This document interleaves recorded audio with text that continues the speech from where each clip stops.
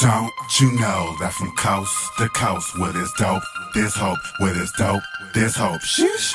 Wait, is it lit? Don't. Oh shit. Yeah. Guess what? Guess what, y'all? Guess what happened? Guess who's back? Guess who's back? Hey, what's going on, ladies and gentlemen, boys and girls? Cats, dogs, and birds and squirrels. We are back. It is your boys, EarthTone. And your man, the real PZ. And we are the Herbal Tea Podcast. Damn, this is episode 13. This is episode 13. It's not going to be unlucky, though. This is going to be the most lit Nah. episode yet. We lit. This is like the mid-season premiere. Like, we out here. We ain't take a hiatus, but it just feels like a shift. You know what I'm saying? It's a lot going. Y'all know it's a lot going on in 2020. It's a lot going on. And you know, we just kind of out here with it. We moving and shaking. We keeping it going. We was working through the Rona. For real. We still working through the Rona. It's still out there. Still you know out what I'm there. saying? Wear your mask. Don't Wear get your comfortable. fucking mask. We kind of like 3 feet. You know what I'm saying? But we good. Everybody, we clear over here. Be safe out there. You know what I'm saying? Protest safely. Yes. Peacefully. Yes. And yeah, we just gonna get right into the shit. How you doing, Peasy? What's going on, man? Man, it's been so much going on, you know, between the alliance, between what's going on out in the streets. The streets is on fire. They continue to be on fire, and I live for all of it, you know? Yeah, absolutely. Shit. You know, I'm a shit starter, so Yeah. with some shit popping off, Yeah. I'm not too far away. Absolutely. Well, listen, it's a lot of shit that's about to pop off right now. Because we are getting into this music. Right. The shit has been endless. There's a plethora of music going on. We have so much to pick from, such a variety, and shout out to the Q Plus community because I appreciate y'all for that, for real. And it's not only just an abundance, but it's an abundance of quality. It's a lot of great music coming out, and you know we try to get to as much of it as we can, but you know it's only but so much we could get to. Yeah. But with that being said, we just gonna get to the music right now. We're gonna start it up. We're gonna start with a familiar brethren. You know what I'm saying? This is a homie that's based in NY City, where we all are. Right. The former epicenter of the pandemic, but now one of the leaders in the race as far as the, you know, the lowest amount of cases. Knock on wood. Let's not, you know, OD because it's still crazy out there. It's but crazy. Shout out to the kid Durrty Hanna, man. Shout out to Durrty Hanna. Welcome to the Herbal Tea Podcast. Welcome. Yeah. But yeah, like as I mentioned, Durrty Hanna, he's a Q plus artist, rapper from NYC, Harlem, and South Bronx to be exact. South Bronx. He's the youngest of 4 siblings.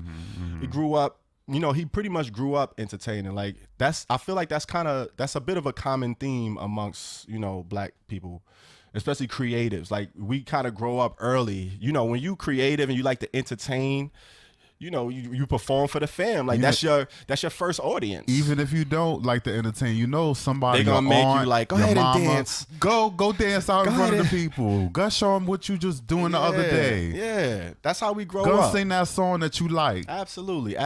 So among those, you know, activities that include, you know, entertaining the family and all of that, he kind of progressed, and you know, he did school plays, he was in the choir, dance troops, you know, et cetera, all types of shit. So he kind of grew up doing this thing. I'm sure he's no stranger to the stage, of course. I mean, you can see it when you see his performances. Some of his influences include Salt and Pepper, Hove, Big, Foxy Brown, and Lil Kim. Legends. He was also, you know, like a lot of other Q plus artists, not necessarily doing out music at first. Like we don't all start out just, you know, doing Q plus content and you know, being out there and transparent with it. That's something you got to work your way up to a lot of times, and that's something that he did. And one of his intros to the whole Q plus scene was by way of the homie Shorty Rock. On his single Something About Me. I think that was around like 2015 or 13 or something like that. And speaking of another connection, he was a part of, this is a bit of a fun fact, a group with one of our group members, Mr. B Hood, aka Billy Hood. Billy Hood. But they were part of a group called Durrty Hanna, which Durrty included Hood. another member by Splash T. But they ended up disbanding before, they could release their debut album. Right. Creative differences, of course, but everybody cool now. They clicked up and everybody's doing their thing. And shout out to Durrty Hanna, man. You're familiar with Durrty Hanna. I am familiar with Durrty Hanna. Fun fact. I was trying to actually get some dirt from Hood to see if he would come through. You was trying to get some dirt on Durrty? I was trying to get a little bit of dirt on. You see what I did there? I see what you did there. But, Hood, Hood always got something to say, but then when you ask him real questions, then the whole one be silent. Look at him. So, you know what I'm saying? He corny. I know. He is corny. That's all good, though. It's all good. Love. It's all we ain't love, into that man. anyway. Yeah, we don't do it's that. about the music. But yeah, so we're going to get into this single he just dropped called I Need, featuring another homie, my girl, Goldie. Goldie Doll is featured on this joint. He put it out in June 5th. 3 minutes, 51 seconds. This is his latest single. He actually put out another single, Wrangler. Was so he's been on a bit of a streak. I don't know if he's gearing up to drop a full-length project or he is gearing up to drop a full-length. Okay. It's called Gemini. Okay, sounds about makes sense. Yeah. Makes sense. I'm gonna just get right into it, man. Trust. I fuck with this joint. You fuck with this song. I fuck with this song, man. I like this shit. I gave it a 58% mid. Okay. And, okay. Yeah, and I'm gonna tell you why. Why? Break it down. The production. When it comes on, it's like Noya, Juvie, Hot Boys. Drop it like it's hot. Like, come on. That shit come on like that. Yeah, with them claps. Like, come on. You already know. That's like chopper style. That's basically chopper style drums. That is chopper style. Oh, shit. That's kind of undeniable. You already know what that's setting. Yeah. And really, all you need with that is a hard hook that's catchy. Like, if you don't got a catchy hook with that kind of like bop that just make you want to move and shit, then you ain't really doing nothing. You ain't doing the right thing with that. And he came through on the motherfucking hook. You talk about a hook. I need two dicks. You know what's interesting is the promotion that he's been doing for oh my on God, Instagram. yo, the promotion is fam. I don't know how these posts aren't getting pulled. I don't understand where is he getting this shit from. It seemed like it's tailor-made for the fucking song. It looked like it because I don't know what kind of parties is he oh going my to God. because girls. That shit is not, and it's right on brand too. But the is. hook is catchy, it's raunchy. I mean, come on, I need two dicks, and this is a grown man saying this. It's a grown man. It's like, come on, like I don't remember hearing nobody say no shit like this. I mean, you got raunchy shit, 2 Live Crew and all that shit. Yeah. But this is a Q+ artist. This is a gay black male telling you, I know what I need. I know what she need. I know what we need. Hey. You kind of right. Well, I mean, he definitely isn't the first person to talk about dick on the mic, but the way he did it, thank you. Know what I'm saying? Two. I need two. It's not even like that's a prerequisite. It's Like, exactly. nah, we not even getting it cracking if it ain't two. If it's not two, you know what I'm saying? I need one in my ass, preferably and more. one in but my like mouth. we starting with two. Like that's come on, that's what you need. Yeah, like that's light. That's light. Oh, so this that's is light. Wow. So you like into monogamy? You kind of late. Wow. You know that's what I'm saying? crazy. Because out here, that's crazy. We polyamorous as fuck, bitch. Hey, listen. But I mean, he took it there, and I gave him all the kudos for that. The beat, the production is dope. He came through. He did what he's supposed to do on the hook.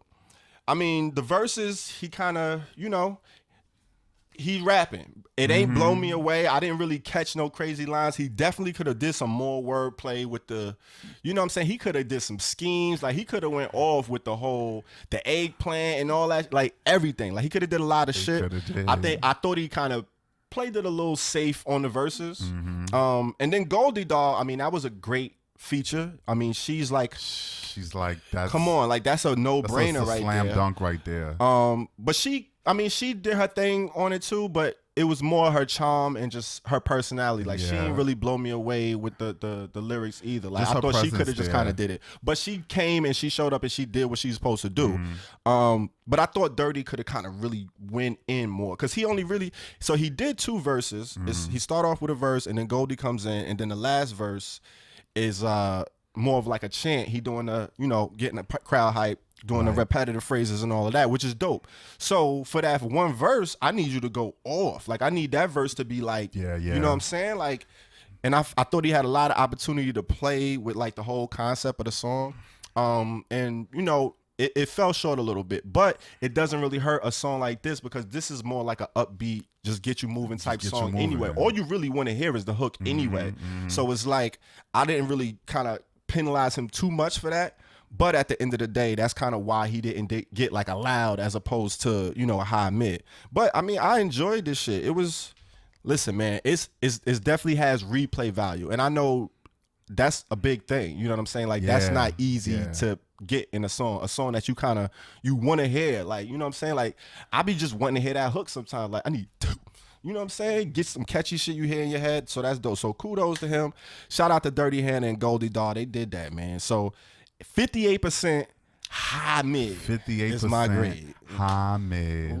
What say you? So, What say you? EarthTone needs 2 dicks. Hey, man, listen. You know what I'm saying? Listen, man. That's his prerequisite. Listen, man. I didn't say it was mine. Hey, But hey, how I go. hey. You know what I'm saying? So I pretty much same kind of things that you said. Okay. I do believe he could have went harder. I personally think Goldie out-rapped him. She came through with the Chun-Li laugh. Trust. I love this Goldie. bitch. I love her. And then she ended it with she ended it with what? How she ended Her it? closing line was hard. Right. Nigga fall in love, but it's cap. Yeah, I was like, no, she body. No, she stole the show. She I mean, that's did. why I'm like, she showed up and she did what she was She supposed did to what do. she was supposed to do. Yeah. That's what you do on a record like that. I gave it a 49%. Oh, okay. And basically the same things you were saying. I personally, the chopper style beat, you can't go wrong. That's what I'm with saying. That's an sampling them. alley-oop, B. It's a fucking Louisiana Southern classic. It's an alley-oop. It gets the party started. Layups. Anytime you play that shit, you could play that shit here in the right place and niggas will get down to that shit. Absolutely. But just personally speaking, we hear this being done a yeah, lot. I mean, So that's kind of really what it is. But doesn't take away from the fact that it's like it serves its purpose. It's a party starter. It's fun as fuck. It's a fun song. It's fun as fuck. So shout out to Durrty. Word. Twerk rap. It works. I need 2. I need 2 D's. God damn, nigga. All right, what you doing? Like, All right. who we got up next, man? Okay. This is all right, I'll let you tell it. This is yours. Go ahead. Bring this one in. Here we go. All right. So the next artist bringing to the stage is Teyana Taylor. Now, here's the thing about Teyana Taylor and why we are, reviewing her now is because there was an article out there in Forbes that was talking about one of the singles from the album we're going to talk about.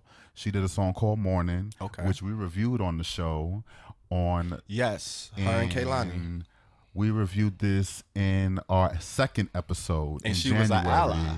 And Teyana was an ally then, collaborating with a Q+ artist. Exactly. So that's what we gave her. But when I saw the Forbes article, I was like, why do they refer to both of them as queer? And I'm looking to find out if she actually said it.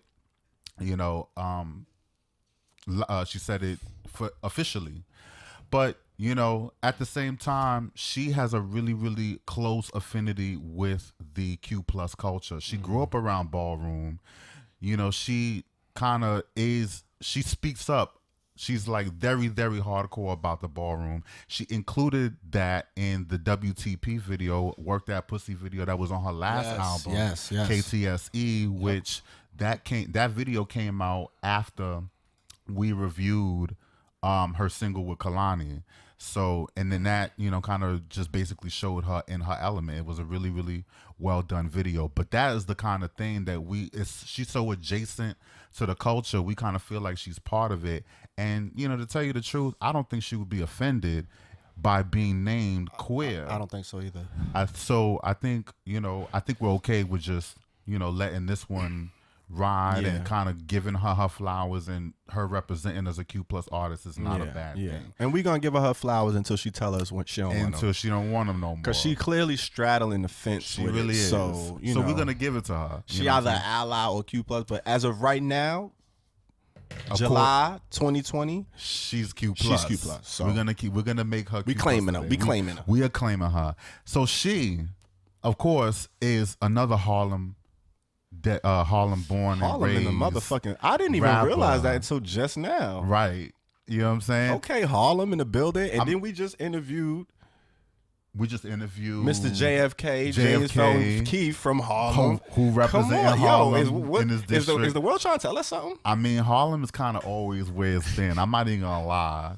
I just feel. Shout out to Harlem, man. Shout out to Harlem. They doing their thing.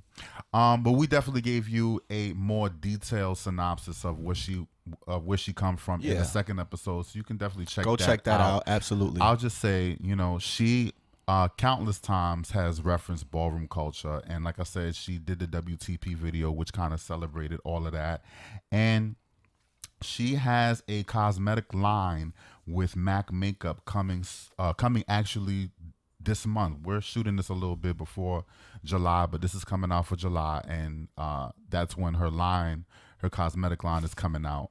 And she stated she did it because MAC was the first company she witnessed celebrating people of color and the Q+ community. Dope. So these are the type of things, that we're kind of going by. And we're reviewing her album, The Album. This is, I think, her third or fourth. She has 3 other projects. I think it's her third, yeah.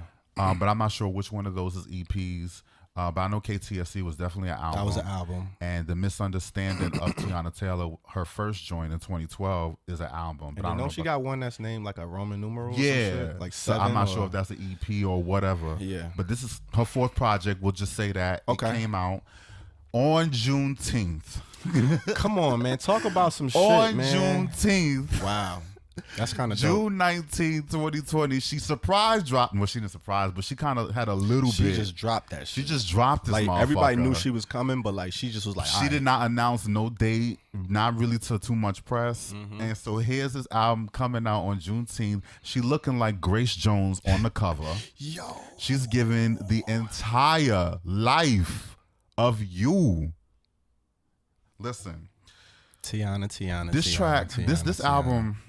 Well, listen, it was interesting because, all right, so I saw the album posted, but did you see this as well? It was kind of broken up into EPs as well. Yes, she did mention that. She all right, so when you go to it and stream it, the album is there. Right. But then, it's 23 songs, an hour, 17 minutes. It's a long song, but then she kind of broke it up into little mini segments, EPs, like 4 to 5 track EPs, and they're each named like Studio A, but she spells out album, so it's Studio A, B, L, U, and M, and it's 5 EPs. I thought that was super slick. I was like, ooh, I don't know if you could listen to them separately, but I just saw it was like a post. It was kind of like the playlist, and it showed you know what I'm saying? And it was like Studio A, Studio B, Studio L. So I don't know what's the meaning behind that. I don't know how but I thought it was fly. That shit was just hard.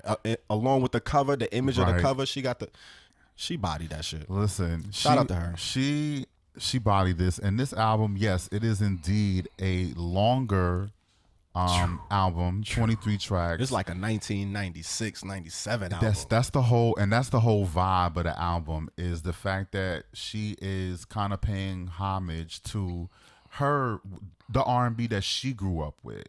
So I won't even falter, or I say I see where you're going with it, because I would listen to R&B albums, and they would be full length albums, lengthy albums, 18 tracks, and all the songs they weren't like 2 minutes like now. Some of them went into 5-6 minutes. Yeah. So you got a healthy dose of what's going on. Absolutely. And that's exactly what she gave And here. apparently, Keep That Same Energy was supposed to be a longer album, and that was a short ass album. She was kind of tight about that, so she probably was like, "Listen, I got all this shit to get off. Y'all gonna hold all of this. Hold all 23 of this." This was her. This is kind of her managing. I saw the interview with Angie. She said she was the one that's really hands on with every beat, every little thing that you could think of with composing the album. Yeah, she had her hand in it, so it was definitely all her. And I'm so glad that she had full support by good music and the distributing label, because that's always a pain in the ass. It's kind of a struggle for, and it's always a thing. Artists. Yeah. So artists complain about that a lot, but they definitely gave her. I think where she was doing the thing for Kanye with the 7-track for KTSC. Yeah. Well, everybody kind of did that. Everybody had to do that template, but she had to do it. But this one, she's all her. Let me get my shit off. Let's get it. And so she tripled that shit. She definitely tripled that shit. So my rating, I'm gonna just go ahead and give you the rating. Oh shit! Oh man, what is it? Before I break down why. What is it? I gave this an 83% fire. Shit. Bring the fire trucks out. Yo, we've been calling them. I know they know the address by now. They probably they know the address. We've been calling them a lot lately. We've been calling them a lot lately. I'm not mad Please at come that. through. I'm not mad at that. Listen, this album is probably one of the better or best R&B albums through and through that I've heard in a long time. And I'm talking about, I'm gonna say this. I'm a casual R&B listener, but I do listen to it. I do invest myself in these artists, even though I don't listen to it as much as I used to. Yeah. I'm just saying, for comparison, back in the day, if she's giving us that, this is probably in line with what you would get back in the day. What our era would want in 2020. In 2020. And really, she is bodying a lot of these R&B artists that are out here right now, because there's so much range. It's kind of a, what was the word? It transcends, because she pays homage to old school R&B. She pays homage to the R&B that she grew up on, and she's definitely in the now. So I thought it was really well done in that sense. You have several songs that recall some of the biggest R&B records out there. My favorite is probably Low Key with Erykah Badu. Oh. And she, gave her a little bit, right? That's wild. She gave a little bit of, she sampled Next Lifetime from Erykah Badu's Next Lifetime Baduism album. And even in the beginning of the song where she says, I got now a question for you. That's a Mary reference.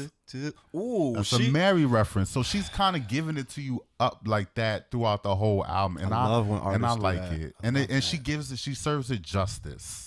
Yeah, That's it don't come thing. off cheesy. It doesn't come off. Because it could come off like a cookie grab, cutter, like a clout chase. Yeah, a lot of people are sampling 90s R&B this time around, and it's a wave. Some of them, it's bit of a wave, and some of them are more successful than others. I think she's way more successful than a lot of people out there, and she's no slouch.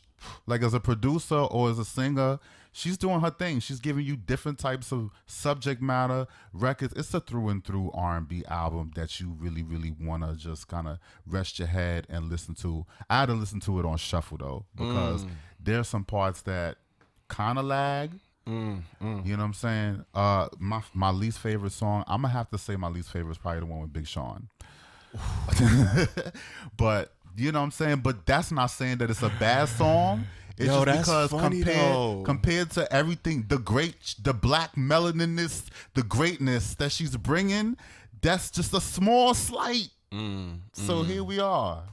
I mean, all right. Yeah, I hear you though. That's funny. Okay. So wait. That's my shit. What did you give it? I gave it 83% mid. Hold up. So you already called the fire trucks. Fire. I said mid. 80% fire. Yeah, 80% fire, because that's fire. 83. It's definitely fire. Come on. That's my fire. They already here. But we're going to have to hold them on and keep them here a little bit longer. Because I also gave it a fire. Oh, shit. 80%. You know what I'm saying? A fire 80%. I don't know what you want me to do, but they here anyway. We might as well keep them around. Keep them around. You know what I'm saying? Yo, I mean, pretty Fire. much you already got it cracking. Everything you said from the imaging, the album art, the artwork, the breaking it up into the EPs, the complex simplicity with just calling it the album. Fuck it here. The album, nigga. This is the real one you're supposed to get. Fuck the other this bullshit. This is the album. Nah, that was cute, but this is the album. This is it. This is the shit you need to get. You know what I'm saying? 23 songs. She gave you an hour and 20 minutes of just music, just R&B. I mean, come on. You can't. I mean, listen, Chris Brown gave us what? 50 tracks on an album. So he kind of pushed the brain. This is like halfway through that. Back in the 90s, the mid 90s, around that era, that was the standard. That was the standard. You had 20 tracks on your shit. 18 was like a short album. You got 80 minutes to fill up, and a lot of people filled them 80 because that's what you could fit on the CD.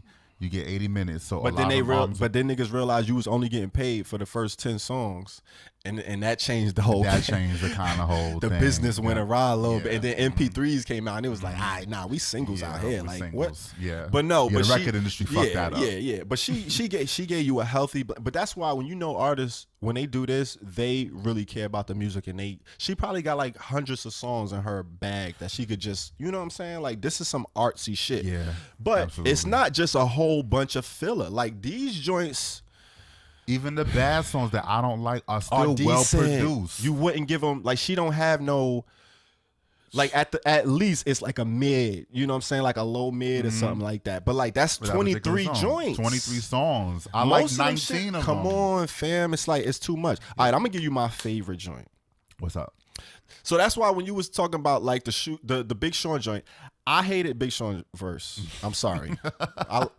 Big Sean, I'm sorry, but I hated that verse, my G. I hated the octave you was in when you started. It was just like man. Like, come on, Big Sean. I don't like when he do that. I like when he spit. And he went back up and he kind of tried to pick it up at the end, but it was just like, nah. It ain't work for me. She could have did without a feature on this joint. I feel like if she didn't have the feature, it would have been a better song. Would have been a better song. Because the shit she talking about, she just like, look. And this is the shit I love about Teyana. She sings. Her voice is like, she has the most beautiful voice you've heard. Like she got that edge to it. She got that soul. She got a sprinkle of Lauryn Hill in there. Like she just got, you could tell her influences. Yeah. But she wears them on her sleeve. But she's singing beautifully about some of the most hardest, aggressive shit. I know. So that juxtaposition is just like, it's perfect. I love it. She like, I will shoot some shit up in here, nigga. Don't play with me. Don't play with me. What? Like, what are you talking? It's me. Yep. It's me. She was singing my life. It's TT. Like, I will shoot this whole club up if you play with me. It's peasy. I will shoot this shit up if you play with me. She not playing on this shit. She went in on this. It's not my favorite joint. My favorite joint is actually in that same note though. Wrong Bitch. You like Wrong Bitch. Listen, I love you like this wrong song. Bitch. Okay. You got the wrong bitch. You got the wrong one. What? And it's mostly hook. Yeah. It's mostly just her chanting that. But I love that. I don't know. It's something about that. And it's something about the melody of it is just so, it's fitting to the beat that she chose to do it over. She bodied that to me. It's classic R&B production. It got that snap. You know that snap. Them crisp. Them, come on, that's like the classic R&B joint. You kind of setting yourself up already when you do that, and then she deliver. It's sensual, it's sultry, but it's still aggressive at the same time. It's like you got the wrong one, and it's not super aggressive. It's just like it's you know, she getting her point it's across. It's just like like don't think it's aggressive. Yeah, like but in the most. It's like, listen, loving way. We cool right now, but don't act up and don't think it's twisted because I got options out here. And if you push me the right one, I'm not playing. I'm out. So don't think I won't skate, because I will. Like what did she say? You be saying things, but you only see it your way. Baby, you could be replaced. Swear you making a mistake if you think I won't skate on you. Come on, man. She will skate. She out of here. Like, you got the wrong one.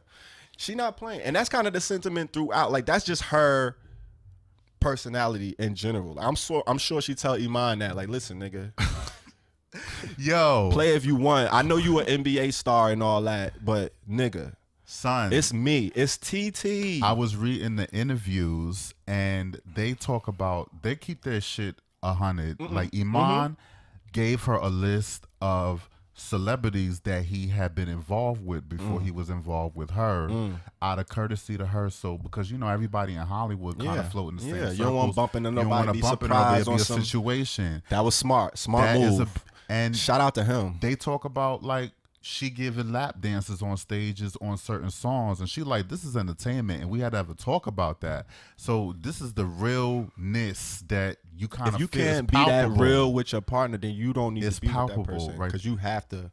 Can I say this though? I mean, you are interrupting my spiel, but go ahead. Go ahead. I'm gonna let you rock. I'm gonna let you rock. Nah, go ahead before you forget your thought. I just had to put in this one. She was in Missy's videos. Like 3 of them. She was doing a little museum interest, kind of doing the overacting. Oh yes, shit. yes. The misdemeanor. Oh, she was over. She was extra. It was good to see her, and I didn't know that she had a relationship with Missy like that. So when she showed up on the album and brought Timbaland in and gave you an old school Timbaland beat, and they killed it, and it sounds just like what they would have did in the early 2000s, late 90s. Like she just did it right. Like I just I feel like her and Tory Lanez, I like the way both of them do it, because Tory Lanez does the same thing, but he does it different. Where it's mostly like he just pretty much flipping the actual songs. Like he just taking all songs and just flipping them. Whereas she kind of like interweaving the more the essence of the genre in that era, right, into her music and kind of updating it. But it's dope either way. Like I love it. But another one of my favorite joints, which actually hit me by surprise, and this is like, I rarely like have these type of reactions to songs, but the song "Lose Each Other," that ballad, fam, like that shit.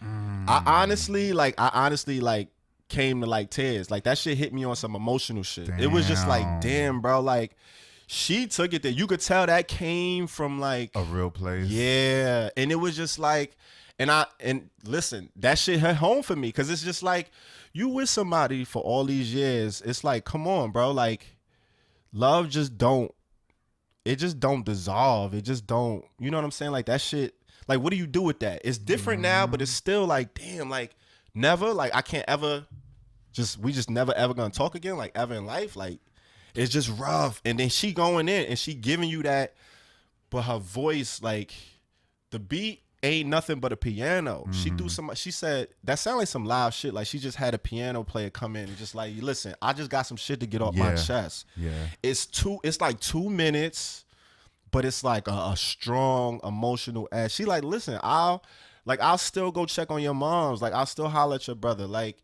we could be friends if you want. It ain't gotta be like, you know what I'm saying? Like, it's just, woo. That song is different. But she goes from wrong bitch to like lose each other. Like, talk about the range and then everything in between. Listen. Fire 80%, ladies and gentlemen. I don't know what else you want me to say. 83 fire for me. It's TT, man. We here. It's TT. I honestly thought, and the single that we reviewed is on this album too, Morning with Keiynan. With Keiynan. That's also on. And I think I gave that a fire. It's just like, come on. I know I gave it a fire. I heard the episode. I think you gave it a loud. I gave it a loud? You gave it a loud. Oh, shit. You sure? I'm sure. Damn. I had to go and research that shit. You know what I'm saying? A loud is allowed, though. I mean, by itself, the song is high. We saying the song is high anyway. It's just, but it's on the album. I didn't know it was gonna be on the album. It was a pleasant surprise. 23 joints. She might as well have to throw that bitch on there. Like shit. Fuck. What's one more? Like what's one more? Throw that bitch on there. But she got Quavo on there. She got Iman Shumpert on there. Her husband. I didn't love his verse at first, but the more I listened to it, he got it off. He didn't. He didn't land the delivery for me. Right? I don't know what he was going for. But it wasn't bad. When you listen to what he's saying. Yeah. Because he's kind of one last thing. You remember how on that episode you were talking about how Teyana delivered her first baby in her bedroom? That intro. So the intro is talk about that. full circle. You see there? See what I'm She saying? probably saw the podcast. She probably you know what I'm did. saying, on the low, and was like, you know what? I'm just go ahead and throw It's that cool. on Keep there. that jewel. I'm glad you used it. Listen, we don't need no Listen. credit. It's all good, TT. We fucking with you. The album is crazy. That's exactly You why. know what I'm saying? I The kind of album fell is to crazy. pieces as soon as I heard it. That was really nuts, did. though. It That was a nuts moment. hearing it, and it was like, and you could hear him like kind of break down. Break and like, down. Shit, Oh like, my I'm holding. God. Yo, There's that something shit was, about that. It was real, and like She- for her to put that at the intro of the album is just like, She's all right. very self-aware. She bodied this shit, man. Like, go check that shit out. Go get Available it. right now on all streaming platforms. All streaming platforms. We claiming you, Teyana. We claiming you. Teyana Taylor, man, she's official Q+ artist until she hit us up and tell us otherwise. You know what I'm saying? So, hey, That's how it goes on here. listen, man, we spent enough time on TT. We did. We gonna take it to another artist real quick. Who man. we got on the docket? We got the homie Keiynan Lonsdale, ladies and gentlemen. Keiynan Lonsdale. All right. Let me break it down. Let me get into this guy right here. Come on, cutie. So I actually first saw him on TV. He's on the show The Flash, which is on the CW network, based on the DC comic superhero Flash. He plays Wally, which is like one of his, you know, like the comics always do the alter universes. So he one of the different universes, but he's a Flash in his universe or something like that, or a younger Flash or something like that. But he plays on the show. He's one of the main characters. And that's where I first saw him. So I didn't know he was an artist. I just thought he was an actor in the show. I was like, oh shit. So when I saw that he does music, and then he's not only doing music, but he's a Q+ artist, I was like, oh shit, that's dope. So he's out here, he doing this thing. This is a TV actor. He's on national TV, so he's out there. But he's a singer, he's a dancer, songwriter. And he's from Sydney, Australian. He comes from a Nigerian pops and an Irish moms. Right. As I mentioned, he was on the show The Flash. He's the youngest of 11 siblings. Oh, he has 11. It's a lot of them. So his moms and pops, they both had kids. Okay, gotcha. Kind of, you know what I'm saying? So he got like, which like a lot of us, we have that. Like your pops might have a couple extra kids on the side. Your moms might have been married, but got to your pops. You already got a kid. Woo. It goes like that. But he's the youngest of 11. So he got a big ass family. He a baby. Yeah, he man. Baby. Fun fact. What you got? He was actually an MTV VJ for like 2.5 years. That's kind of crazy. Like, so he dibbles and dabs. He's been doing a lot. He's definitely a personality. Yeah, he's been doing a lot of things. In 2017, he stated that he was attracted to people, you know, regardless of their gender, which technically makes you, I think, pansexual. That's kind of pretty much, you know, the vibes they giving up. But he kind of sidestepped it and he went and was like, all right, I don't really want to identify. Like, I choose not to identify myself as anything, which, I mean, you entitled to that. You have every right. But at the end of the day, I think he got a boyfriend. So or he got pictures out there with a boo or something like that. And then he has a song, which we're going to review today, which pretty much tells you what it is. Fun fact. Oh, shit. Fun fact. Oh, shit. You mentioned Flash. I did mention Flash. And so I saw a couple of his interviews, and one of them mentioned right before he played the Flash character on CW. He was advised, because I think he was thinking about coming out even before that. Oh, shit. So he was advised not to. Wow. But then he was like, he told whoever advised him, it's like, well, in the movie Flash, the guy that plays that guy, he's openly gay. And he's allowed to go through. So what's that all about? Because he's white. Hollywood. And I always talk about Hollywood. That's the Hollywood shit. That's talk about exactly Hollywood, what we're talking white about gays, out here. all of that shit. Or like, why is that a thing? But it's a thing. It is. That was 2015. It is. And as you can see, he and that's why. took his And own that's path. one of the reasons why people always say, like, if you have any black in you, you're black, because that's how you get treated. He's half Irish. Yeah. Like, but none of that shit matter. Like, you black, nigga. Like, Yeah. you a nigga. You black. You low I don't caste. care. Yeah, like, it's crazy, man. But we listen. The tide is shifting. We about to change all of that. But aside from that, he started putting out music in like about 2015. He put out his first single called "One and Only." So we're gonna check out his single actually, which is on a project he just put out at the end of May. Right. But the single is called "Gay Street Fighter." So I'm like, you know, he say he don't want to really identify himself. But I mean, he pretty much giving it up. Like, He it is what giving it it is. up. And I get it. That's more of a transitional thing, I think, that we kind of do to make ourselves feel more comfortable. It's like, instead of just jumping in the pool, you stick your toe in. Yeah. Like, ooh, let me see how the water's he's real in the quick. public like, you know what I'm eye. saying? So you got it's a sensitive situation. He's still pretty young because he's about maybe 20, He's 21, like 20, 22. nah, he's like 26. When he came out. Oh, when he came out, When he finally came out, he was about 21 years old. So I'm talking about the Flash characters. He did this a few years ago. Oh, yeah, absolutely. So, that's kind of the range that you go. He's just in a different kind of context because he's a star. Yeah, absolutely. So you gonna go through a little bit more. And that's what I'm saying. Like I said, I saw him on TV. I didn't know anything. Like, that's the first time I saw him. I was like, oh shit. But this is the lead single off of his project called Rainbow Boy. The single's called Gay Street Fighter. It came out. The single initially came out in April 13th. Right. But the album came out May 29th. 3 minutes 49 seconds. It was a decent joint, man. I gave it a mid 55%. You gave it a mid. I gave it a mid 55%. Okay. It kind of had me feeling a lot of different things. Very interesting sound. It's a bit of a matchup. Got a lot of funk elements mixed with pop, some rap, like he's spitting on there. It actually gave me Damian Nova vibes. Damian Nova. Damn, I don't know why I couldn't say that. I'm fumbling like a motherfucker. But like, as far as his sound, Right. but just not as raunchy and sexy. Yeah. But it had a little bit of those like funk elements. Like, you could hear, I could see. you what could mean. hear his influences a little bit. But it just wasn't like we always say, it wasn't as executed as well. And parts of it came off a little cheesy to me.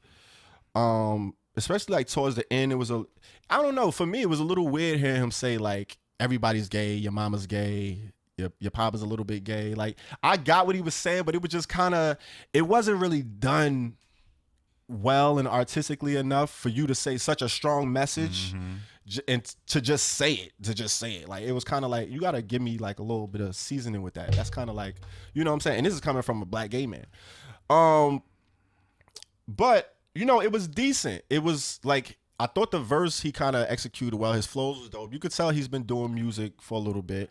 He kind of sings and raps. He has a nice, decent little voice. But it wasn't, it didn't blow me away, but it wasn't a bad song. You know what I'm saying? But it didn't have that replayable quality for me. Like, I don't see myself playing this back and wanting to listen to it. It wasn't anything really catchy about it. The most thing I got from it, like, okay, this, he can kind of do music. He knows what he's doing. He brought in some musicians. You could tell like some of that sound in the production is like, it's complex. It's not just, he ain't just go get some beats. Like, it sounded like he was on he got live instrumentation in there. Like, he doing his thing. Like, he's a little bit heady as far as music, but I feel like the execution on this joint wasn't, and I was expecting more from the title. You know what I'm saying? You see the title, it's like, all right. And the sentiment he's bringing to it is kind of like, this is for the people who, are heroes, but afraid to be themselves. So they kind of suppress, a lot of their natural ability or their aura or whatever, which that's a dope sentiment. I get that message, but I thought it was kind of, it was all right. It kind of fell a little bit flat for me, but it was decent. Like, it wasn't a bad joint. Like, it had elements that were really good. So I gave it a mid 55%. As they say, the road to hell is paved with good intentions. So on that note, it's all about that follow through. It's all about the follow through. And on that note, oh shit, I'm gonna have to. Oh shit. And I was fighting with myself. Now I'm nervous. I'm fighting with myself about this. Now I'm nervous. I'm fighting with myself about Oh this. man, you gotta say it now. You gotta say it now. I also gave it a mid. Oh shit. But a 31% mid. Okay. Ooh, wait, teetering. Ooh. He was straddling. He teetered. He was straddling Reggie. He was straddling Reggie because I was ready to give it up. Holy shit, damn. Reginald was about to open the door. I hear you. I saw his eyes. I hear you. His third eye too. He was about to come in and come and get this song. Reginald was ready, right? Sandman was like, wait. Yup.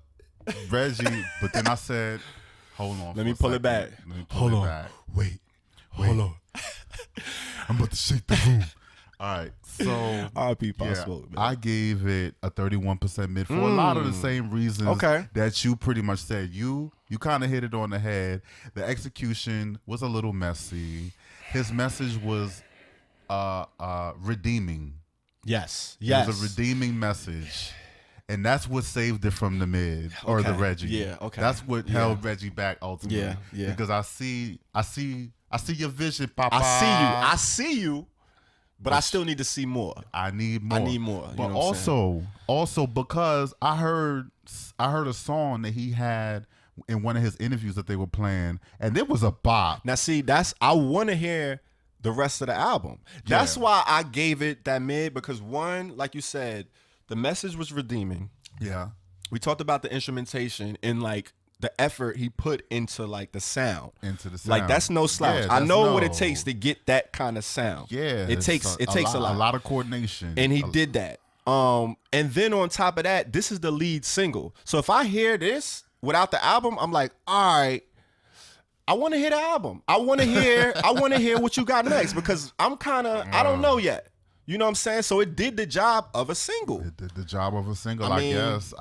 Well, in a certain extent. The basic job of a single, which is to try to get you. I wasn't excited for it, but I was intrigued. It piqued my interest, which, I mean, in 2020, the way shit's moving now, like, for you to pique somebody's interest, that's tough. That's a lot. It ain't easy. I'm not even saying anything against that. I just said the song was a little bit of a downer for me. I hear you. I listen. We agree on a lot of the cute kid. He's a very cute kid. Yeah, but that's why I want to hear the rest of the album, because I got to see what he's doing. And it's a full-length project. It's like 15 joints on there. So I know he got some fire. You got some fire in you. That wasn't it though. Yeah, it wasn't. I mean. So you got a mid 55% and a mid 31%, and you see how the mid range could it's a range. It's the mid range. It's a low. You got low mid, you got high mid, and you got some mid. I had him like in the mid, but Peasy was like, nah, nigga, like you almost caught that Reggie. You lucky you cute because you lucky because. Shout out to Keiynan Lonsdale, man. Gay Street Fighter's the single. The album is Rainbow Boy. Talk about leaning into it. He giving it up. That's another thing I give him to. But yeah, man, mid. Go check that shit out and let us know what you think, man. We want to hear from some of y'all, man, because we got our opinions. We letting y'all know, but I want to hear what y'all think. I want to see if it's just like we bugging, we in our head. Are we off? Are we right on? Do y'all agree with us? Do y'all don't totally disagree? Let us know, man. But you know what time it is today. Right about this time. You know what I'm saying? It is time for the ally of the day. I love the ally of the day. I love allies. Shout out to the allies, man. What's up, man? Ally of the day. Yeah, who we got? Is none other than Queen Bey. Beyonce, y'all on your Beyonce. Beyonce, y'all. Listen. We don't need to do a whole introduction. Man. Y'all know what it is. We're not even gonna We're not even gonna disrespect her like that. Stop it. We said Beyonce. You know what it is. Stop it. Stop playing. It really is. You kind of, if you don't know who she is by now, stop it. We're not gonna explain why she an ally. We're not gonna explain who she is. She is who she is. Like, go ahead. Pretty much. Get your shit up. I mean, okay. I'm gonna give you just a little bit of a primer. primer. Nah, I'm just fucking with you. Go ahead. You know what I'm saying? If you don't know who she is, Houston bred, H-Town, singer, songwriter, producer, actress, who began in Destiny's Child. The lead singer. Say my name. You already. The legend. She's a global phenomenon. 6 studio albums plus the material she's put. 6? The solo joints, plus the joint she did with Destiny Child. I think they did 4 albums together, plus a couple of remix albums. Let's see. Became a global superstar and brand unto herself. She really is, because you just say Beyonce and it kind of elicits a whole. She's like an empire, like right. When you say, I wrote this in my notes. When you say Beyonce, pretty much everyone knows who you're talking about. Fam, like, come on. $400 million net worth. Ivy Park, Matthew and Tina's firstborn, Solange's older sister, highly influential phrases talking about put a ring on it, and I woke up like this. 160 million records with Destiny Child and hers together, 24 Grammys, 28 VMAs, handful of films like Dreamgirls, Austin Powers, Gold Member, Austin Powers, and Obsessed, which I went to the movie theater to actually go see think I that missed monstrosity. It was terrible. Oh my God. I definitely missed that. So we're going to get into her new record. It is called Black Parade. It came out Very fitting. Also on Juneteenth. Look at that. You see what I'm saying? I like the theme we got going here. It's a lot. I like it. It's a lot of it going on. I like here. it. And I'm gonna go ahead and just give you some straight. Oh shit. And then I'm gonna talk to you about the song. Let's get into it, man. Fuck that shit. We ain't been pulling no punches so far. Now, Fuck it. It is a 70% loud for me. Ooh, okay. 70% loud. Okay. And I'm gonna tell you, basically, the song is really, really good, and just her really going in on her whole blackness, and by extension, blackness in general.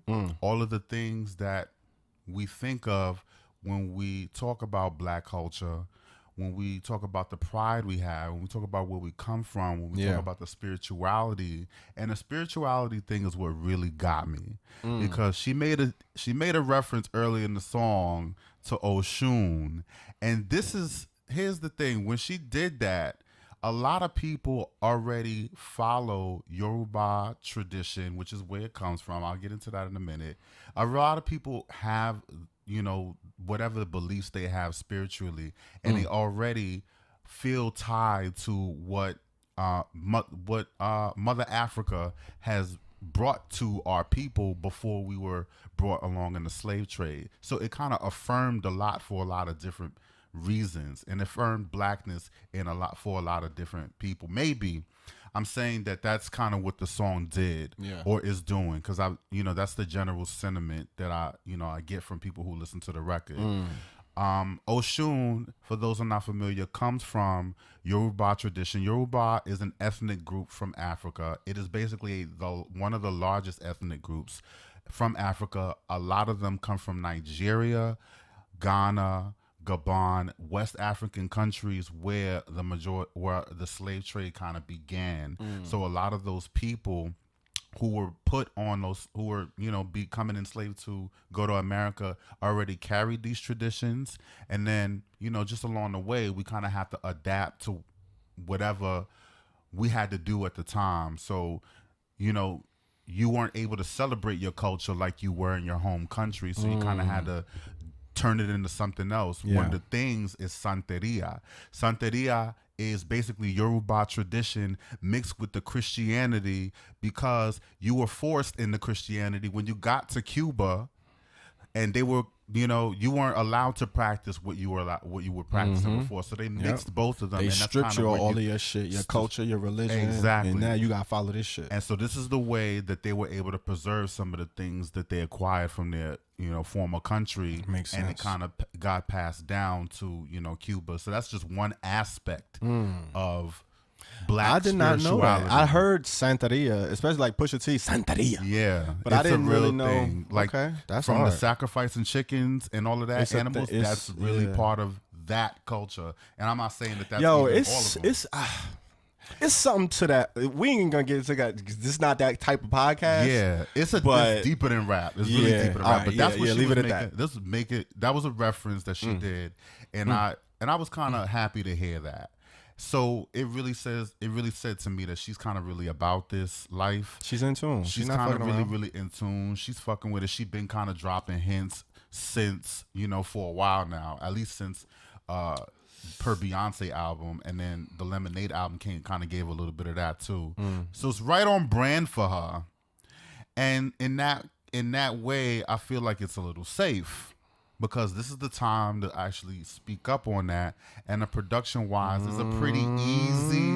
It's kind of an easy thing to kind of put together because it's a bop, and this is what we're gonna listen to. Yeah. And so I felt like it was safe. It didn't really do too much to make her stand out from what she was already doing before, and it didn't bring too many new elements into this type of record. It really is just a bop and just her going in like a rapper, kind of. So that's why I said it was a loud 70. 70% loud. Okay. Yeah. I actually gave it a 58% mid. Going off the tail end of your shit. That's why I like the way you rounded it off. I was like, oh shit, that's like an alley-oop right into my shit.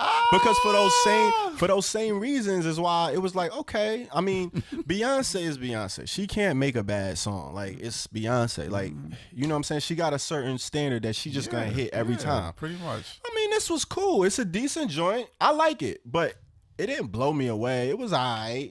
Black Parade is right on brand with everything that's going on right now. Let me drop y'all this little Lucy, keep it relevant. I can't really go out and do my tours and concerts right now, but I got to stay in the mix. You know what I'm saying? I'm going to hit y'all with this. Honestly, it sounds like a joint from the Lion King soundtrack that didn't make the album. Damn.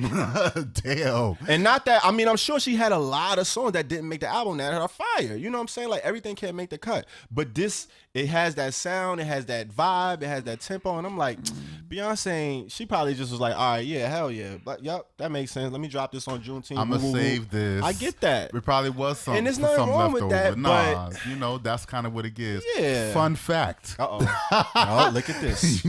Look at that. You said Lion King. So, Beyonce being on brand, there's always a purpose. There's always an intention going on. So, of course. What happened? What she done did? So she signed a deal with Disney to do a documentary called Black is King, which basically is going to take the music from the soundtrack and kind of repurpose it for a documentary. Let me guess. Is this going to be on there? I mean, let me guess. It's exclusively coming out on Disney Plus. It's coming out really, really soon. It's in that realm. That's what I'm saying. This shit was definitely made in the Lion King soundtrack sessions. Right. Like, come on. Like, they don't do things one time. Stop they plan it. 2 and 3 years Come on, later. you know how many songs they recorded during those sessions that didn't make that soundtrack? Disney gave her the bag. What you think she gonna do with that money? Yeah, this is definitely off of that. Hey, listen. But we're not mad. Not at all. Don't let our temperaments or our tones disturb you from like, we fuck with Beyonce.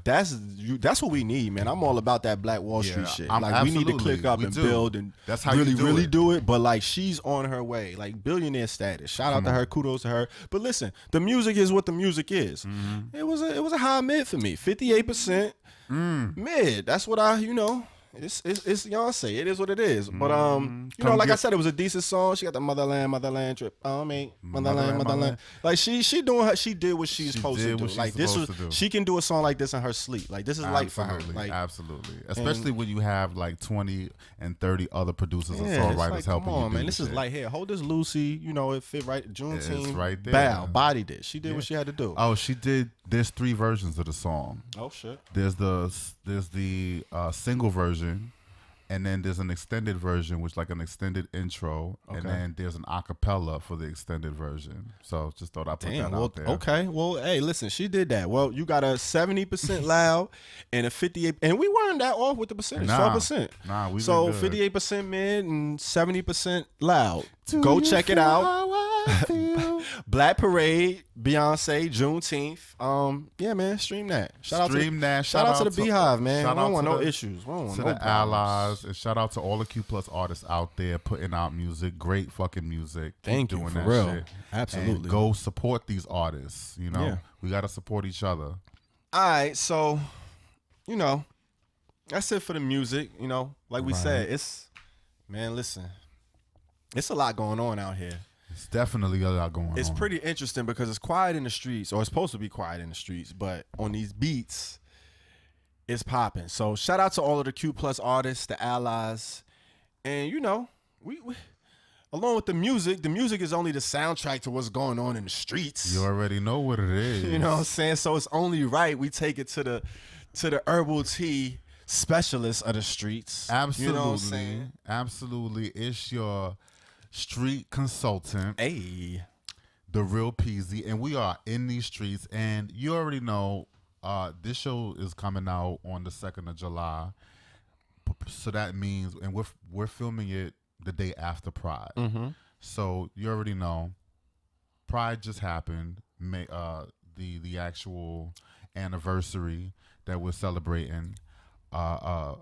We are celebrating the 51st anniversary of the Stonewall riots, but it's the 50th anniversary of the actual Gay Liberations March. That's how it began. Which was the following year. 1970. So we're in the 50th year of that.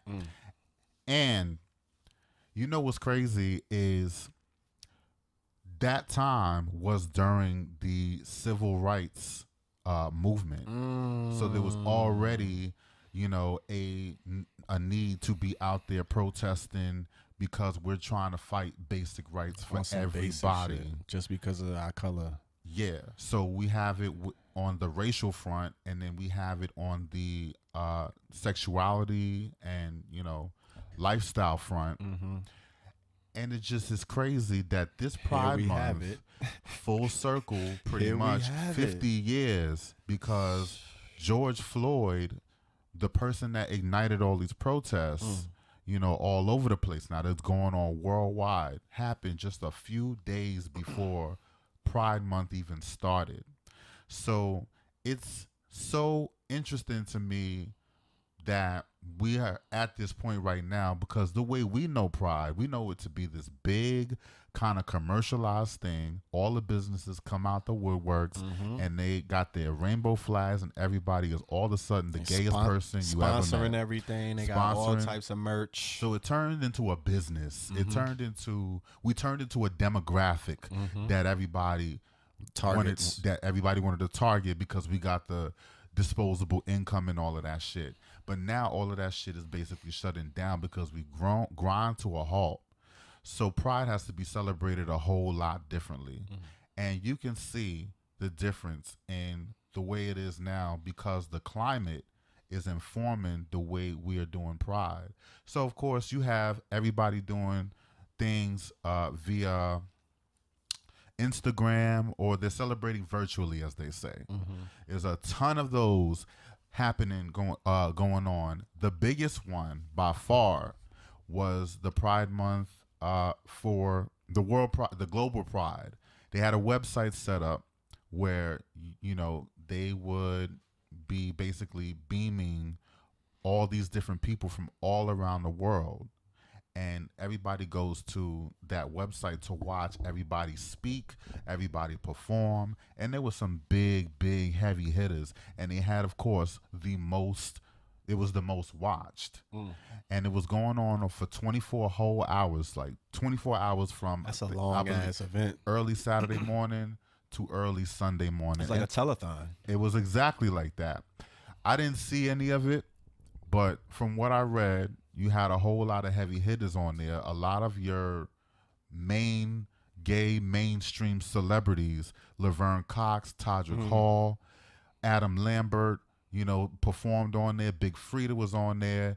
You also had Speaker Nancy Pelosi speaking. You had the Dixie Chicks performing. They now go by the Chicks.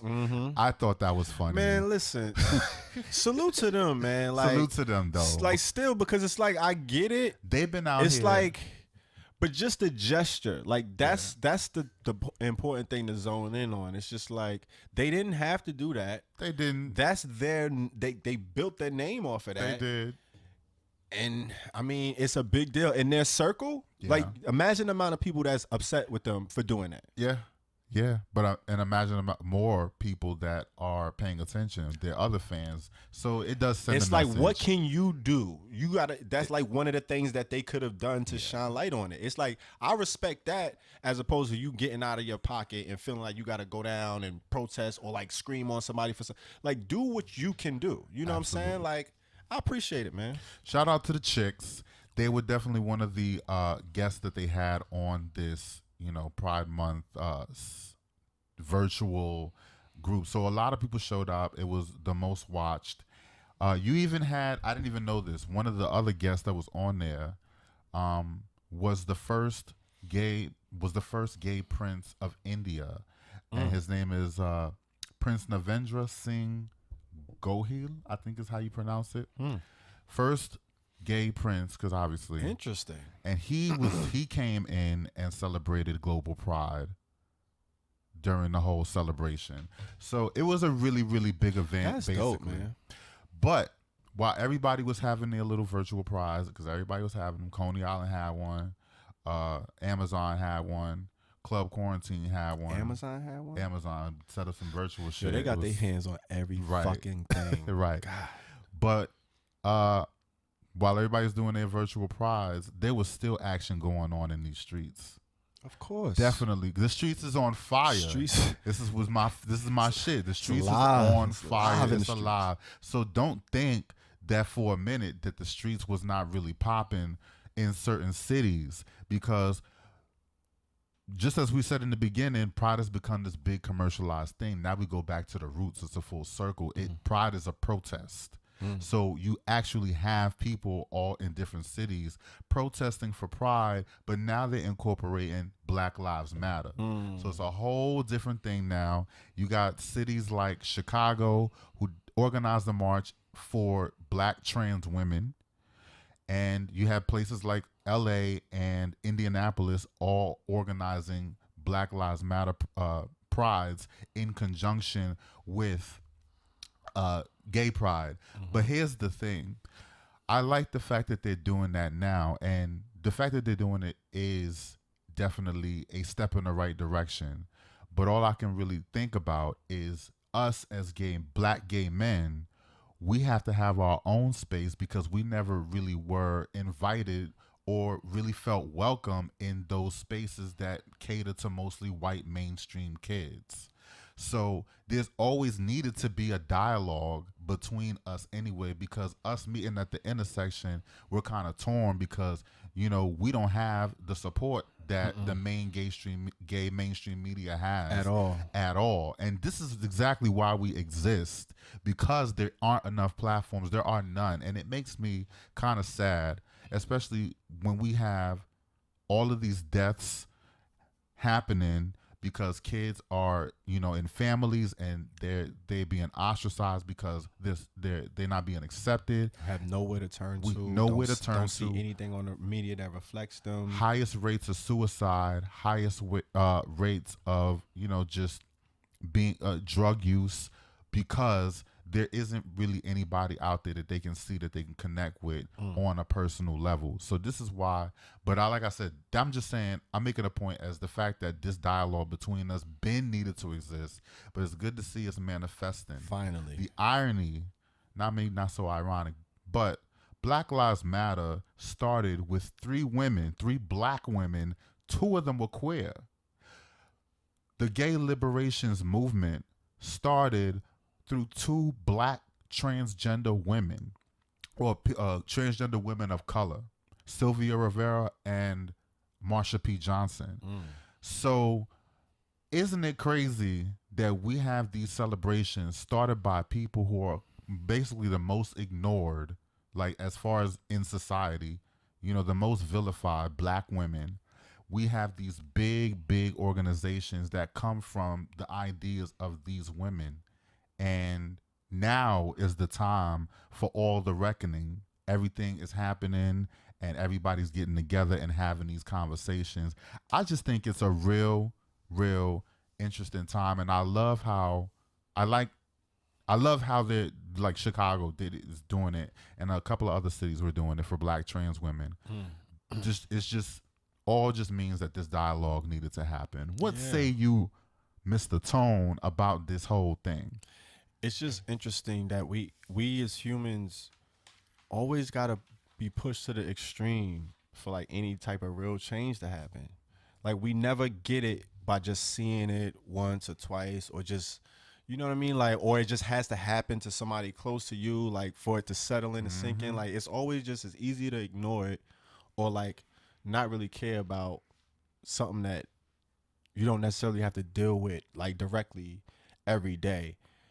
And you think about like women, you know, all women, you know what I mean? Especially in particular trans women of color, like they get so much on top of the other shit. It's like, it's one thing to like have trials and tribulations, go through shit like the normal, you know, the normal occurrence of life, some day-to-day shit. Shit happens, right? Right. But then on top of that, to just feel like everybody else is against you, or it's just all, like, just imagine just living in that, the thickness of that. Like, it's just too much. Of course you're gonna snap. They gonna be the first ones to snap. The hungriest motherfuckers is the ones to snap first. Like, you get pushed to the brink, it's like enough is enough. Like, and they get the shit popping, and then it's like everybody already feeling it. The vibe is already in the air. It just takes that ignition of the flame, and it explodes like dynamite. Like that's kind of what we seeing. It's just sad to see that the same shit is happening 50 years later. It's like, damn, like we already did this. Like, how many times we got to do it before we get it? And then it's like, all right, once we get it, what if we get it and then the next generation don't get it? It's like we got to do it all over again. It's like, come on. It makes you kind of, you know, it's hopeful. Like, that's what we talk about, the cautiously optimistic. Like, I'm hopeful about it, but at the same time, we done seen this shit before. So it's like, how it played out. Hopefully it does feel different, but is it different because the pandemic is on top of it?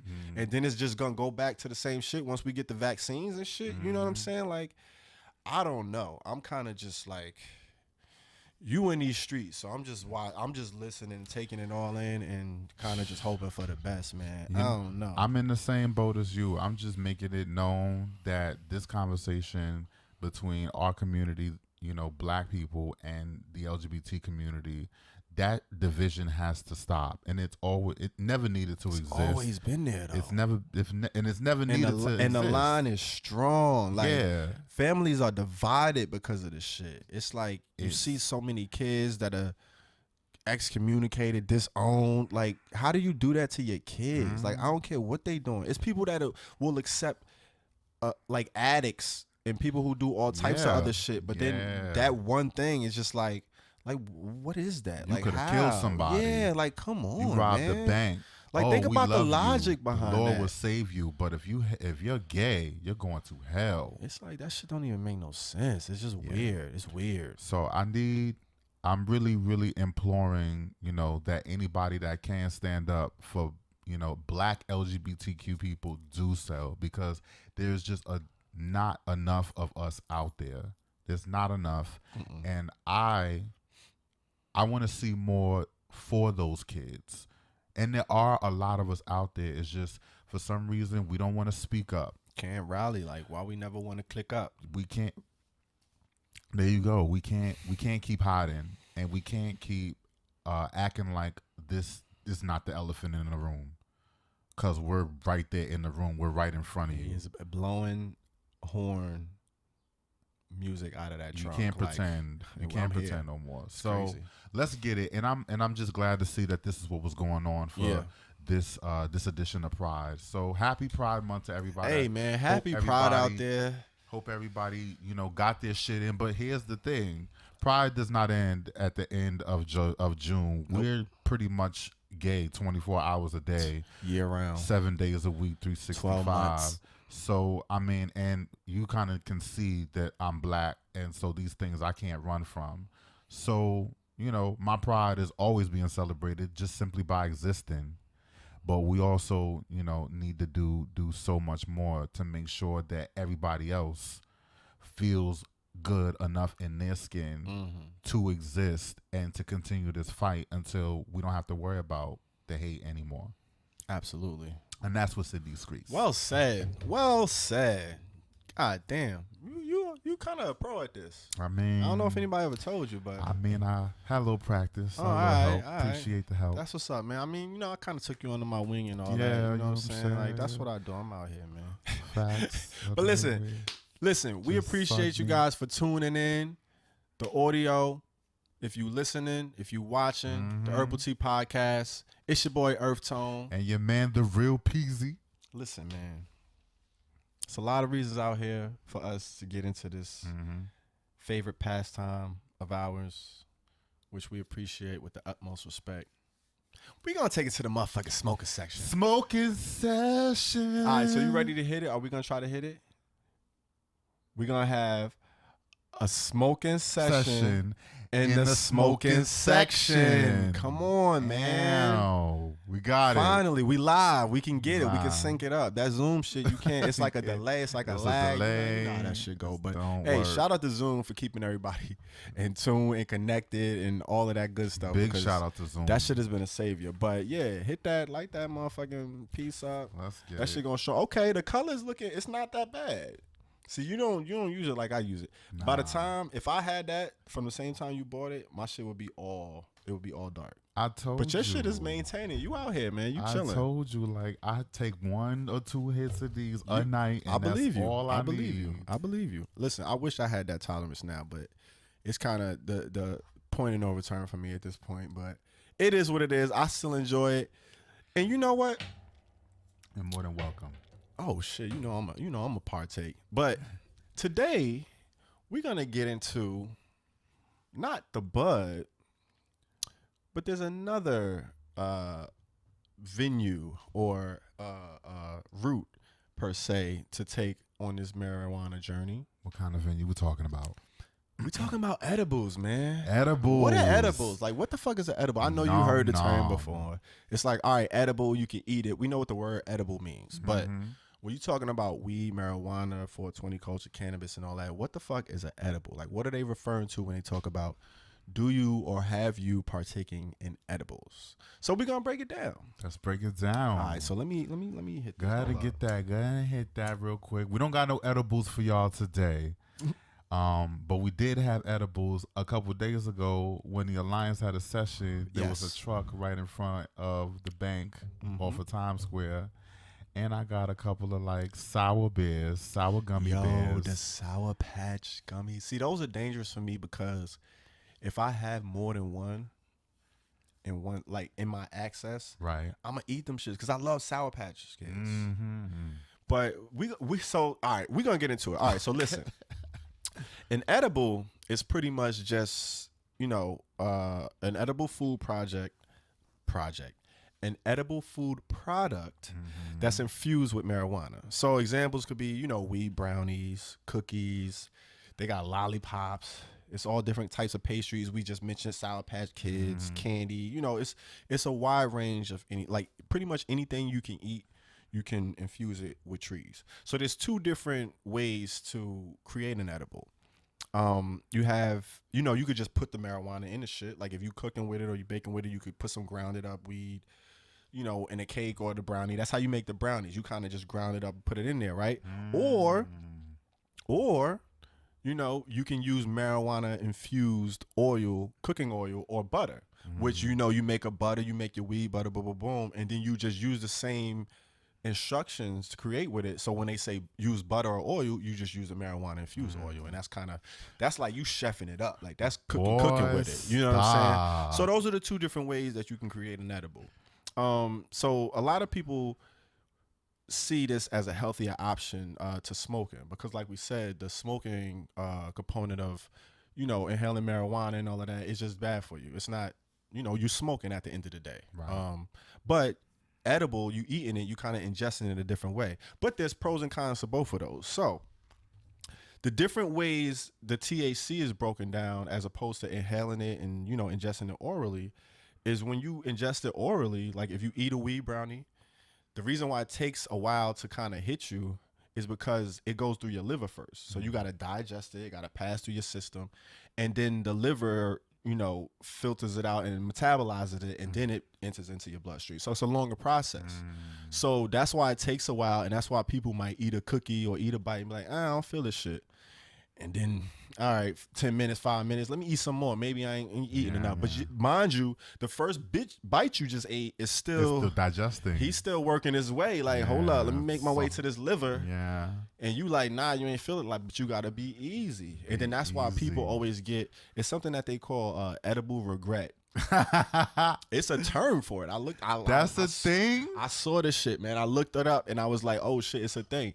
It's called edible regret, and it's when people, like I just explained, they eat a little piece of an edible which is a sufficient amount, but then because it takes a while and they're not aware that it's going to take a while to kick in, they go ahead and eat more. And then by the time the first one kicking in, the second bite is still kind of trying. And then they just keep piling on top of each other, and then you just get hit with one big ass wave, and then now your face melting and shit. Get smacked. It's just like it's too much.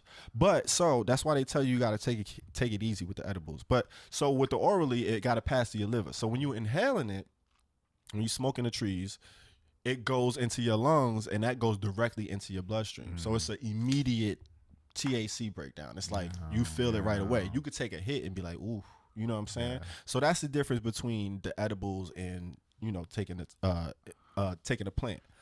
Now, the whole thing breaks down. That's why it gets even more tricky, because when you're smoking it and inhaling it, you're getting it directly into your lungs or going to your bloodstream. That's a direct hit. But even that still has different effects from individual to individual. It varies. You know what I'm saying? Like, you could take Tylenol and have different effects than I'm going to have. It's just depending on your chemistry and all of that. It has the same general effects usually, but it might just, you know, it might affect me a little bit more stronger than it does you. You might need 2 pills to get the same effect, whereas I might just need 1. You know what I'm saying? So it depends on your metabolism and all that. So when you ingesting it orally, that takes even more into effect, because there's enzymes in your liver that break down and metabolize the THC, which gives you the effect. Right. So depending on your metabolism, you might not even be able to metabolize the shit. You know what I'm saying? I've always felt that, because I'm not a big fan of edibles, believe it or not. I've always felt like I just don't feel like it'll hit me enough. Like, I just don't feel the effect of it. Like, I enjoy it. They taste amazing. I get it, but like, I've never gotten real high off of edibles. So there's actually like studies and questions where they saying or asking, like, are certain people immune to edibles? Like, okay. You know what I'm saying? Like, it might just be like the way your metabolism works. You can't really break it down to the point where you're going to get the effect or whatever. So that's an actual thing that people are looking into in scientific. And I'm like, damn, I always felt like, am I just bugging? Like, because I'll eat edible, but I never really got it the way I'm, like, when I smoke, I get on. Like, I love smoking, right. But the edibles just never really kind of, like, I was always trying to, like, waiting for it, but it just never, and I was never the one to eat a whole cookie and try to go overboard, but I've always ate the sufficient amount, and I don't know, I never really gotten that feeling from the edibles, but they are amazing. A lot of people enjoy them. Depending on your tolerance, and it could be a tolerance thing as well. You know what I'm saying? Like we said, you stretch a bowl out for like a couple days, weeks. That shit to be going in like an hour for me. You know what I'm saying? So it's like, it's just different, like, different body sizes, the frequency that you smoke, your metabolism, your body, the chemistry. It's a whole lot of shit that goes into play with the edible shit. So that's just to say that it's really complex. You got to be careful with the edibles. You don't want to, especially when you first trying them, you don't want to eat a whole bunch at first and then try to, you know, just stay in your lane, take a little nibble. You know what I'm saying? Like we talked about earlier, just dipping your toe in the water before you just dive in. You don't want to do that because it can be dangerous and you don't know how it's going to affect you. So until you find out that, you just want to be easy with the edibles. But hey, enjoy them. They're out there. There's a wide range. Whatever kind of snacks and goodies you prefer, you could pretty much find an edible. Well, hold up. Have you ever had your food infused with weed oil? That I haven't. I think I've had brownies that were made that way, but I've never like had like a meal. Do you know, which I want to do. Do you know that one time, it was my ex, he cooked Thanksgiving dinner. And he infused all the food with weed oil. That's gonna fuck around and put you in a coma for a week. That was so good. Oh, that sounds amazing. So good. The mac and cheese especially. Get into that. Now there are chefs. That's a thing. Like that's a cooking, like the way you have like music genres. Yeah. There's a cooking genre that's just marijuana infused cooking. Like they infuse everything. And these are like top of the line meals. Like they cooking like gourmet type shit. I'm trying to find out where that there's a thing. And I'm sure soon, like the more the regulations change and the shit becomes legal, they're gonna be marijuana infused food restaurants and all that type of shit. You know what I'm saying? Well, you can see all that shit coming down the future, but there's a lot going on with the edibles and the food. And the other thing that's kind of interesting is they talk about like the same way I'm saying like the weed edibles don't really affect me or hit me like that. You can have a different reaction to like CBD edibles. So they are different. And it might just be like, because a lot of people take, that, like we said, there's a lot of positive effects to the THC and marijuana as far as, healing certain ailments or, nausea and sleeplessness, insomnia, shit like that is good for, which CBD you can have, and that's just, you don't get the high effect. So maybe I'm still getting the effects of the CBD or the THC, but I'm just not getting the highness because of the way it's breaking down in my liver and enzymes. So they kind of break down like how that shit is. It's just different when they get into it, and they're really breaking it down how it works and how your body reacts to it, and it can have a lot of different reactions depending on your makeout and all of that. So we need to find a restaurant. I'm with it, man. I want some fucking marijuana infused. Let's go out on a chicken real Alfredo. Like, I'm trying to get it. Like, I want that type of shit. Let's do a real day where we just go out and find it. We got to do it, man. Herbal Tea Podcast. Do it. And then bring it back to the people to let them know. Let y'all know. Fill y'all in and get y'all in. So, I mean, that's what it is. Now, I hope you're a little bit more well-breathed in edibles and what an edible is. And, have you ever had an edible? Well, we just talked about you should have had an edible. Of course I've had edibles. What's like your favorite? Like, my favorite probably has to be the cookies. Because I've had some real good cookies where they use the weed infused oil, and those are the best ones when they use because you could taste it, but it's not overpowering. It's like a flavor. It's just a little bit of it's like seasoning. Brightness. Yep. That comes with it, and I definitely love those. I like the candies too. I think those are the first time I actually had the candies. Now, how long does it take to hit you normally? Like, if you eat an edible, or you take a bite, or you do a Sour Patch Kid, how long does it take to be like, all right, woof, I'm hitting it? About 30 minutes. Okay. 30 minutes. See, that's the metabolism. It's different. You know what I'm saying? Like, for me, it's like I don't know. I feel a little something, but it's not to the point where I'm like, all right, I just hit like two hits or whatever. But hey, there you have it. What is an edible? It's broken down. It's your man EarthTone. And your man, the real Peasy. And this is the Herbal Tea Podcast, man. We appreciate y'all rocking out with us. And, as always, you know how we like to end it. On a fucking high note. Motherfucking high note. Light that motherfucker up. Peace, y'all. Stay safe. That from coast to coast with this dope, this hope, with this dope, this hope. Sheesh. Wait. Is it lit?